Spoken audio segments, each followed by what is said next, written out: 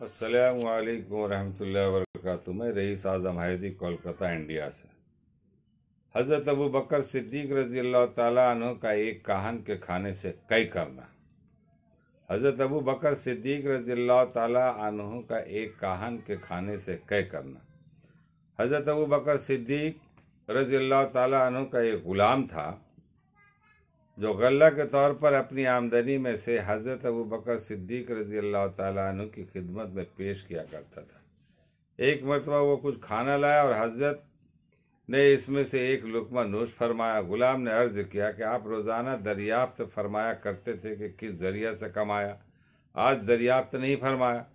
آپ رضی اللہ تعالیٰ عنہ نے فرمایا کہ بھوک کی شدت کی وجہ سے دریافت کرنے کی نوبت نہیں آئی۔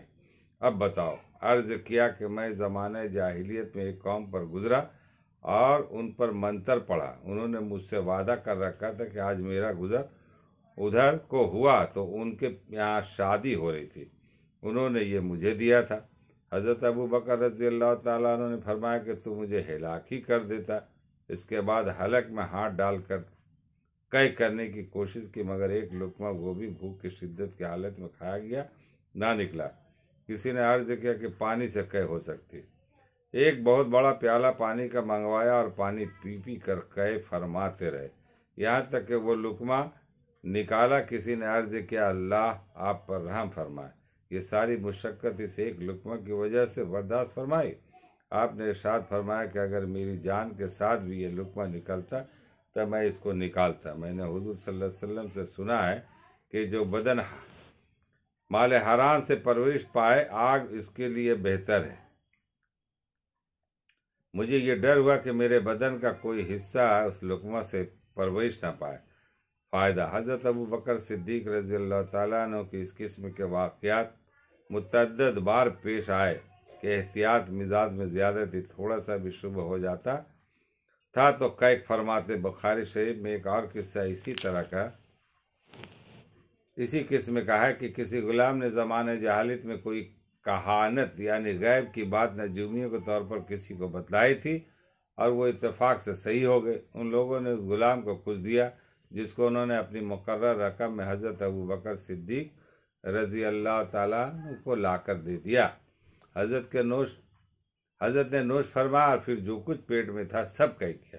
ان واقعات میں غلاموں کا مال ضروری نہیں کہ ناجائز ہی ہوں، دونوں احتمال ہے، مگر حضرت ابو بکر صدیق رضی اللہ تعالیٰ عنہ کی کمال احتیاط نے اس مشتبہ مال کو بھی گوارا نہ کیا۔ آج ہم لوگ بے دھڑک مال حرام کھا رہے ہیں، مال حرام کما رہے ہیں اور کچھ بھی نہیں دیکھ رہے ہیں۔ جس طرح سے بھی ہو مال آنا چاہیے، چاہے وہ جس زاویے سے ہو۔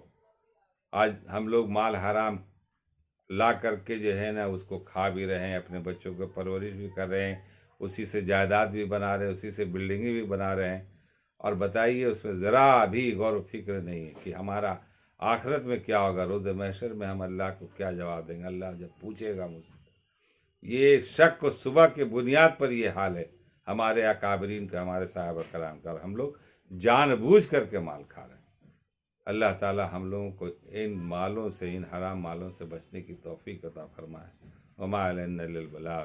اس ویڈیو کو دور دور تک پھیلائیں، شاید تو اتر جائے تیرے دل میں میری بات۔ میں رئیس اعظم حیدی کولکتہ انڈیا سے۔